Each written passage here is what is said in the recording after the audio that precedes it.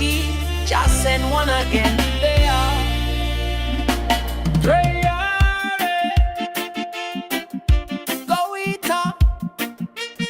Tiani. Run them out of Babylon. Them tell we say we're free but still control the string.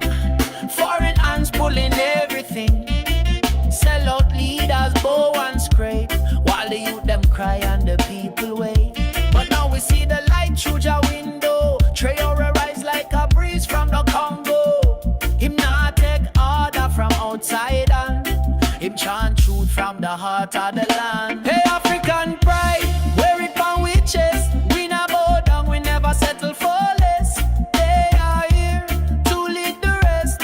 Order puppet ruling to righteousness. The African pride, deep in our soul, a liberty call, and we answer the role. HRA step bold, in carriage a scroll. Babylon falling, Africa all.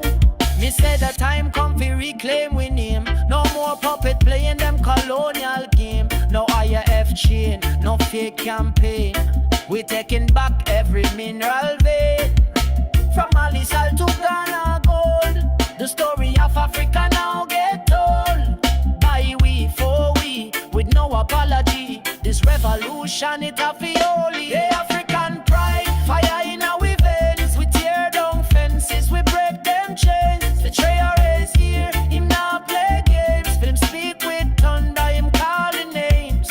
African pride, we walk upright.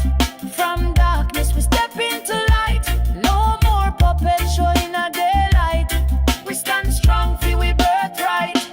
Babylon system pack up and flee. Mama Africa don't plant the tree. Justice, truth, unity. No more sellout presidency.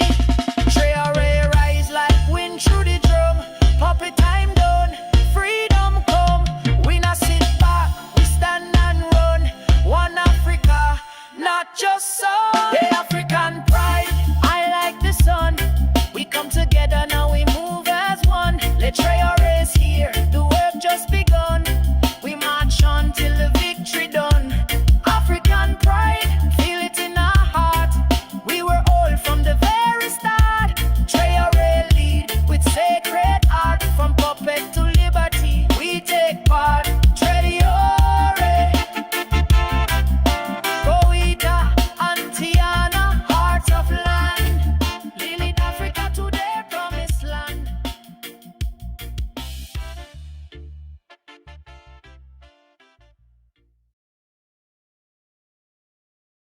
Do you think it's best that we go back to Africa like Marcus Garvey said? Do you think that's the only way to get equality? The most honorable Marcus Messiah Garvey never said we should all go back to Africa.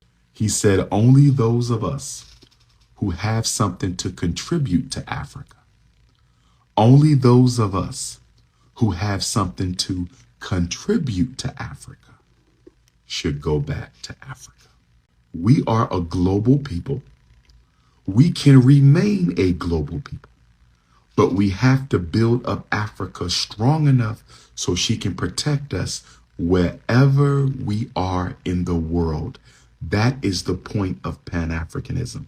You need your ancestral homeland to be strong enough to protect you in America, strong enough to protect you in England, strong enough to protect you in the Caribbean.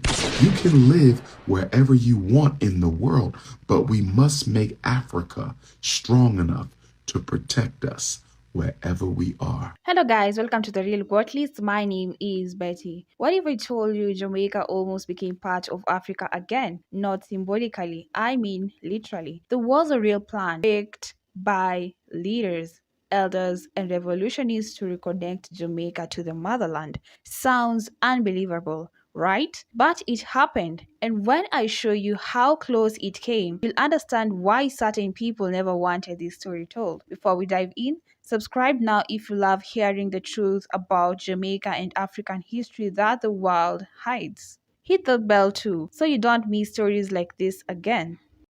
I am not African because I was born in Africa, but because Africa was born in me.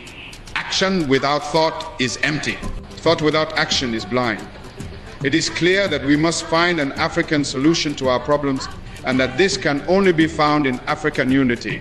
Divided, we are weak. United, Africa will become one of the greatest forces for good in the world.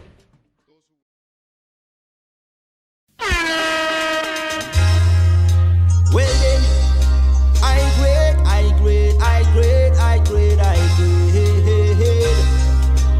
We need ya, hey, I need some herb in my brain. So bring the medication for my brain to heal the whole of the nation from the pain and break up all the circles and the chains. I need some meditation in my brain. So bring the medication for my brain to heal the whole of the nation from the pain. Break up all the circles and the chain. Hey, no, this could never be no man killer. Good for my head, so me call it as the man healer. When me ill, you know me never need a painkiller. It's quite exciting, me call it as the man chiller. Give me good man, so me not think illa. What a inspiration, fit on a sound killer. Feed the pagan, me spark it like a 9 miller. Fi fight the liquor and the coke, ganja and the pillar. That's why me need some herb in my brain. So bring the medication for my brain. And it don't rain in Indianapolis in the summertime. Summertime. There's no. And I was hoping that I pronounced it properly, and I was told that I did. The Wambugu Apple, originally cultivated in Kenya, has now found fertile ground in Jamaica. And this morning we have the Jamaica and International Ambassadors, Latoya Panton and Kate Wambugu, to tell us what this means for our agriculture sector. Good morning to you both. Good morning, Chef. Thank you. First time. First time. Love What that. have you eaten thus far that you enjoy? I've eaten aki. Like Ooh, it's my favorite. So that's his first time? Yes. Anything like in Kenya? Anything like aki in Kenya? No. No? Yeah, tasted the first in Jamaica. So you're brave. Yeah. You're brave. Yes. Welcome again. Thank Welcome. you. Chef Latoya Panton, I mean, you started this whole journey because you went to Kenya and then you came back to Jamaica. You started talking about Wambugu. In fact, you had a first interview following your visit to Kenya here on Smile. Yes, I did. Right? And so let's just start from the beginning. How did you discover this apple? Well, it was on YouTube. I saw one of Kate's videos, and I was like, I have to get this thing. And so I called them, and they said they can send it to Jamaica. So I called Plan Quarantine, got my permit, and brought it in. What does it taste like, though? Can you make a similarity to anything Jamaican? I think in terms of apples, I would compare it. The closest one I've tasted is that the Fuji. It has a little something there, but it has its own distinct flavor. Yeah. It is really delicious. You had some issues bringing it in first, though. I mean, Yes. it wasn't smooth It wasn't sailing. smooth at all, because my first shipment came in via courier and I lost 49 of the 50 that I ordered. Whoa. What? Yes, and the second shipment we brought in 1,000 and Plan Quarantine confiscated and destroyed everyone because there was some little discrepancies going on there. Yeah. And so that was rough, but we pushed through. So the one out of the 50 did anything? It has been blossoming. It's been going on, but we have others that have come in since that have given me fruits. I've been enjoying Wambugu apples. Miss Kate, tell me about this. So your father just look at the ground and say, oh, apple, I went call it Wambugu. Tell me about this. So how did this come out? Yeah, my father is the one named after Mr. Wambugu. So it's a brand that he came up with as a breed. He visited one of our mountain in Kenya. It's called Aberdare Ranges. He was just doing his normal looking for the food for the cows, and he found a very nice fruiting apple, and that is how he took some cuttings. He went home, he grafted for the first year, almost 5 years. That was 1980. So he tried 5 years, it was not coming through. But after the 1985, after grafting 4 times, that's why it picked up and gave very big fruits, and it fruited within 9 months, and the fruit was like 1/4 kilo. And that is how we expanded from coffee farming and now to apple farming, which is now here, even in Jamaica. Does Wambugu stand for anything? Like, does it have a meaning behind the name? You have some names have some meanings behind it. Do you have any meaning behind Wambugu? Wambugu was named after my grandmother, my grandfather, and it's just a name in the village. Known a brave person, and just a brave person. Is this apple very popular in Kenya now? It's also very new to Kenya and in Africa, because in Kenya we don't have any other apple which is growing. Actually, Kenya, we are net importers of apples from South Africa, and this is the first apple growing in Kenya in any climate and any soil. So. Latoya, in response to Debbie's question, you said it tastes something like Fuji. Is that it? Yeah, that's one of our Where is the first me about that apple? No, that's the apple we import. You'll find that in the supermarkets. So how many apples we have in Jamaica, apart from the Ota-Iti and the regular? Well, the other ones we have are imported. The other apples you'll find here are imported. So we have our Ota-Iti apple. Is the only one that is? That is indigenous to Jamaica, Yeah.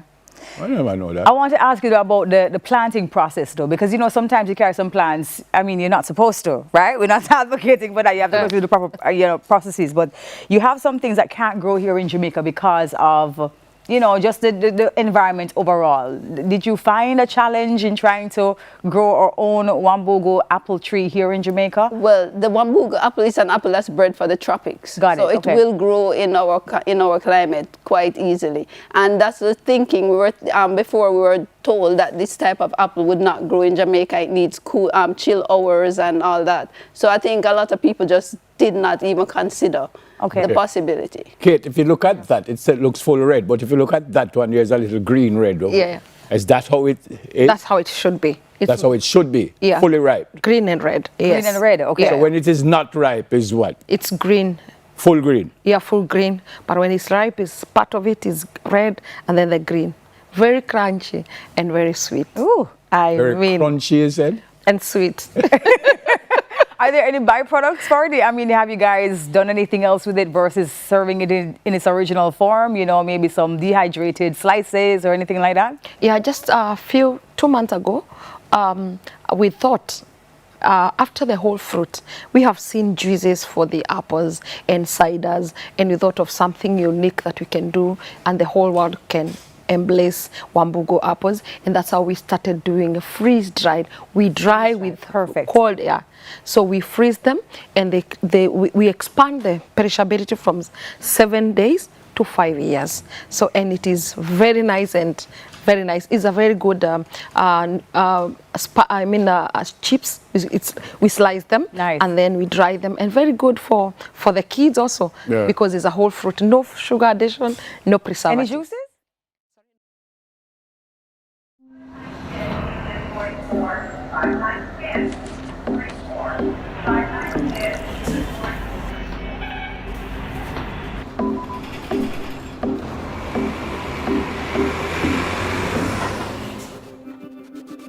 Hold on, know that it's time to be strong.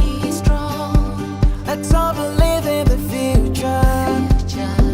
Together we can move on.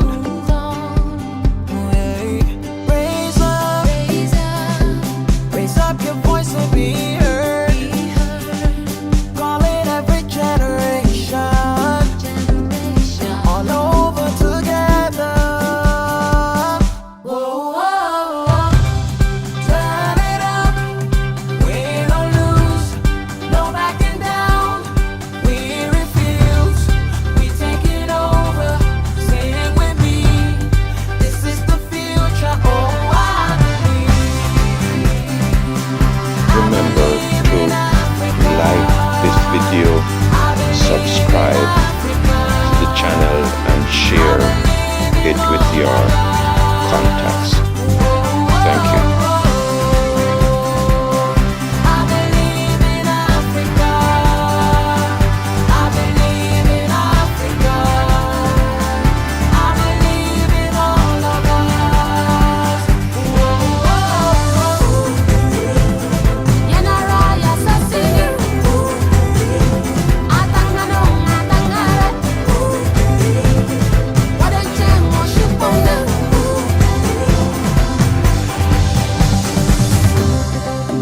Africa la la, Africa la la, Africa la la. Amaya chien la la,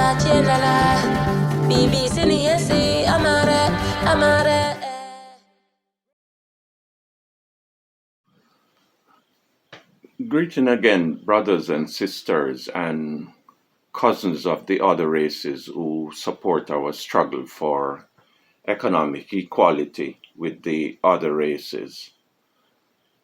This episode, the highlight of this episode is Pan-African socialism, which, as the term suggests, is a combination of it's socialism for Pan-African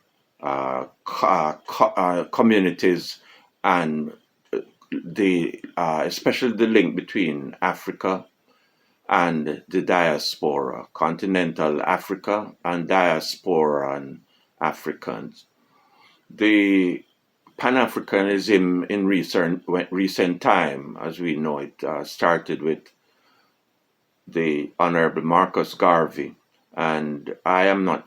There are many videos I have done in which we focus on him and his important role he has played in terms of Africa for the Africans at home and abroad, and his influence on leaders in the liberation struggle in Africa and outside of Africa. Notably people like President Kwame Nkrumah. And in this video, President Julius Nyerere, who is the, let's call him the father of Ujamaa, African socialism.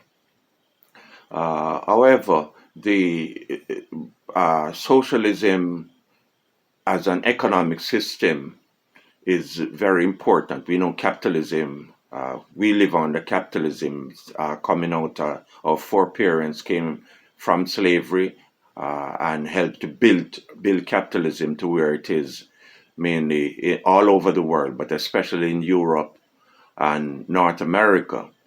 And not today we have to be dealing with neocolonialism, which is the new form of colonialism which continues in most of Africa and in the outside of Africa, in the Caribbean and in Latin America and so on. But the important thing, while it's important for us to develop business and to have business like the other races in proportion to our population, of the population wherever we live, if we do not have an economic system in which the business operate, then we're going to end up African countries or Africa as a country. Hopefully, we'll have a united Africa, whether it's the sub-Sahara Africa by itself or the entire continent, including the North Africa. But Africa as a continent, Africa, a united Africa. Well, people say the United States of Africa. I don't like to use that term. That's it's too close to the United States of America. I think we need a different name, maybe the African United States or something like that, or Africa Unite, some other name. But and it's now called Africa Union, the African Union, like the European Union. But that is changing with the formation of the AES, the African states, the French, the new states of the Sahel states, and particularly Guinea, particularly Burkina Faso, which is, in my view, the current and the current form of African socialism in action. In Tanzania, and Tanzania is also featured in this video. President Nyerere laid the foundation, and it was continued by President Magufuli, who either died naturally or was killed by his enemies in, but I don't know whether it's in the old colonial masters or new colonial masters, or however they linked up, because he was building and has built, made wonderful strides in Tanzania, using local resources and especially local financing. And we are seeing now that in Burkina Faso, Captain Traore is doing pretty much a similar thing, and the financing. We tend to think that finance has to come from money has to come from outside of our countries. That is not true. Outside money is only needed to buy stuff from outside of the country, and especially if you have the African continental free trade area, which it is going to happen as more and more countries join with the AES. We are seeing that it's likely that Senegal might join soon.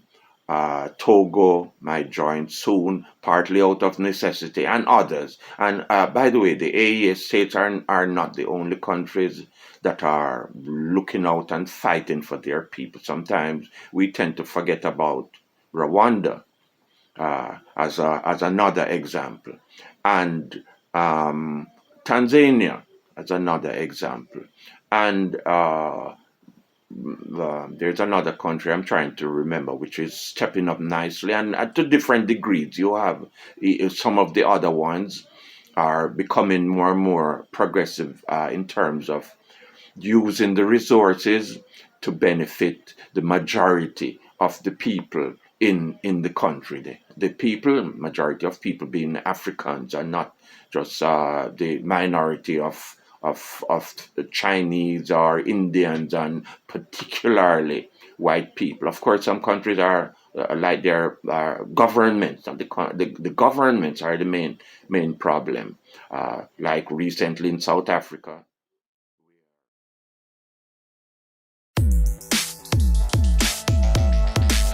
We are the countries of Africa, our planet's second largest continent right after Asia. We are the countries of Africa. There are 54 countries presently that we will teach ya. My name's Algeria, my capital is Algiers. I'm Angola, Rwanda's been my capital for years. Benin is my name, my capital's Porto Novo. Botswana's my name, Gaborone is my capital. I'm Burkina Faso, Ouagadougou's my capital. My name's Burundi, Bujumbura's my capital. Cape Verde's my name, my capital is Praia. Come to Cameroon, Yaounde's my capital to teach ya. I'm the Central African Republic, my capital Bungi is what you saw. I am Chad, my capital's N'Djamena. I'm Comoros, Moroni's my capital, yeah. I'm the Democratic Republic of Congo, capital's Kinshasa. I'm the Republic of the Congo, Brazzaville's my capital. Cote d'Ivoire is my name, capital's Yamoussoukro. I'm Djibouti and my capital's Djibouti City.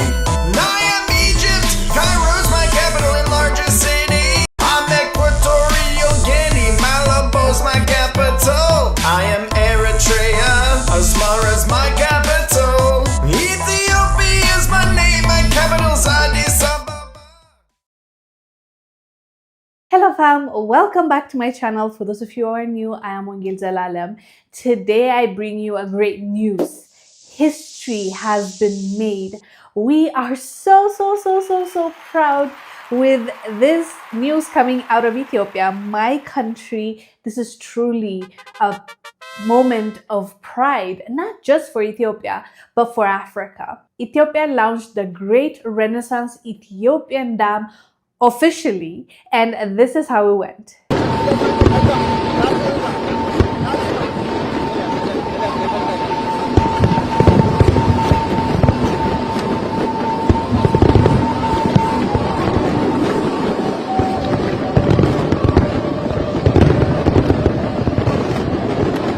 On the banks of the Blue Nile, a new chapter begins, not just for Ethiopia, but for the entire Horn of Africa. Water now surges through the turbines of the Grand Ethiopian Renaissance Dam, or GAD, the crown jewel of Ethiopia's energy ambitions and the continent's largest hydroelectricity facility. Built at a cost of $5 billion, the dam now reaches full generating capacity, 5,150 megawatts, enough to power homes, factories, and futures across East Africa. Prime Minister Abiy Ahmed directly addressed the two nations most concerned, Egypt and Sudan.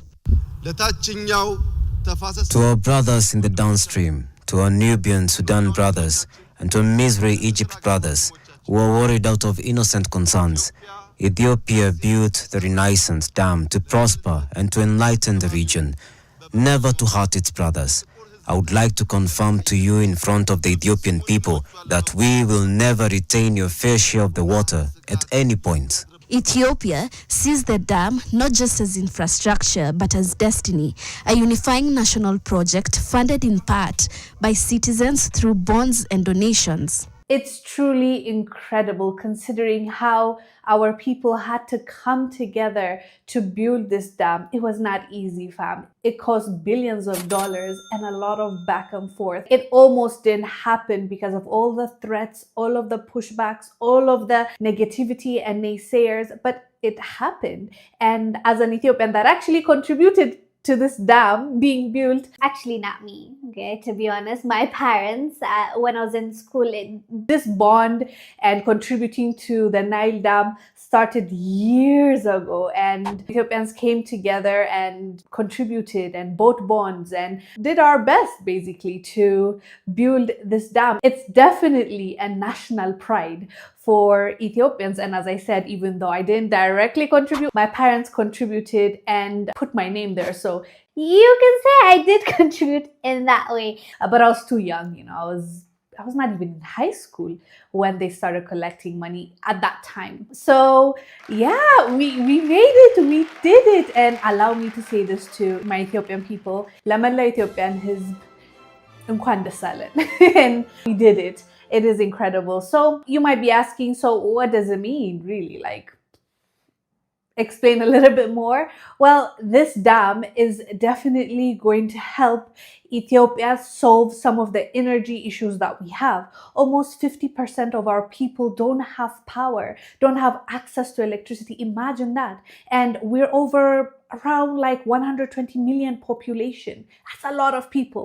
And almost half of us don't have electricity, don't have access to power. Imagine how sad that is, how horrible that is when you have a blessing like the Nile River that Ethiopia contributes to more than 80% of that river, right? So you have a natural resource that you've been blessed with, but you never benefit from it and your people suffer. It was a sad place to be at, to be honest. And a lot of the foreigners and foreign entities refuse to contribute or help out Ethiopia because they don't want African countries to be self-reliant. Ethiopians came together and did this for the most part. And yeah, now it's going to change a lot of people's lives. And let's not forget the economic growth that this is going to bring, as well as industrialization, as well as bringing in more money as we're selling electricity to our neighboring countries. And also, this is not just going to benefit Ethiopia because Ethiopia is going to offer cheaper energy, electricity to neighboring countries. Now, they can also buy it for cheaper and then develop their economies, which is incredible. And that is precisely why neighboring countries came for the launch of the GERD. I was really pleased to see Prime Minister Mia Mottley in that inauguration. It was wonderful to see her. She's not only preaching about unity between the Caribbean countries and African countries, but she's also showing up coming to Ethiopia is a big deal, and we really have seen you and noticed you, Nyamoli. I hope you know that. And thank you for coming through. And also, fam, this is Africa's largest hydroelectric dam. By any scale, this is a great achievement, a huge achievement. And also, I want to leave us with this point. This showed not just Ethiopians but Africans that it is extremely important and possible to build and create on our own, funded by ourselves without being dependent on aid, without being dependent on I do this for you and you give me back in return, or borrowing with interest, or all the schemes that they have used thus far.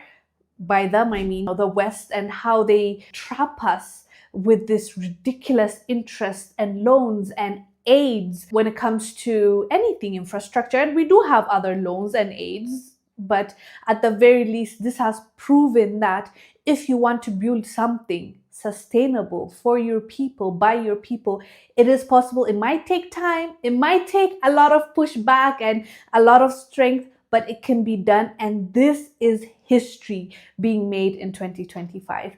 Anyways, as you can see, I'm very excited about this. I'm excited to also see what the future brings for my country as well as our neighboring countries and Africa as a whole. Let me know down below what your thoughts are about the GERD. I am Wongil Zalalam. I'll see you on the next one. Stay blessed. Bye.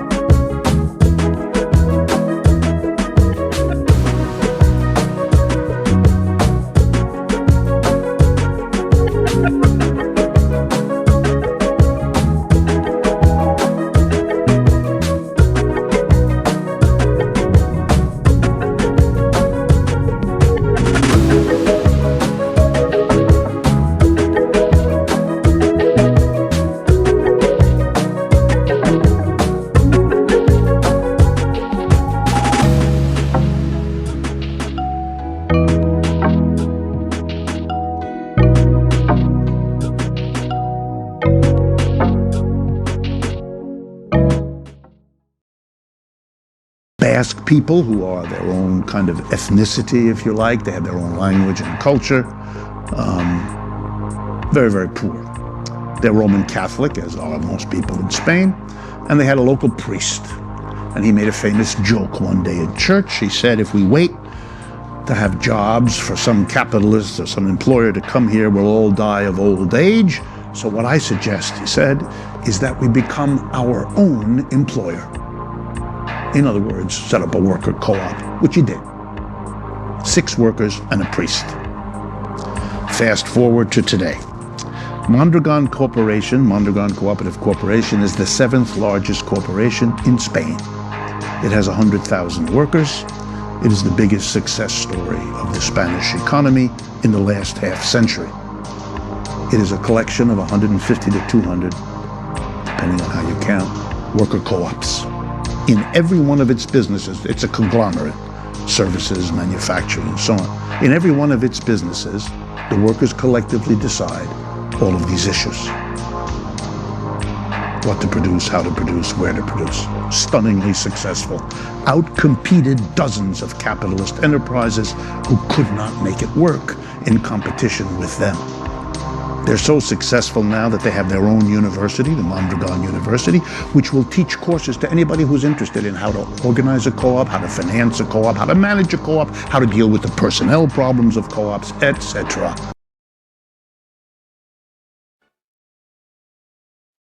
Let us all unite and celebrate together the victories won for our liberation. Let us dedicate ourselves to rise together to defend our liberty and unity. Oh,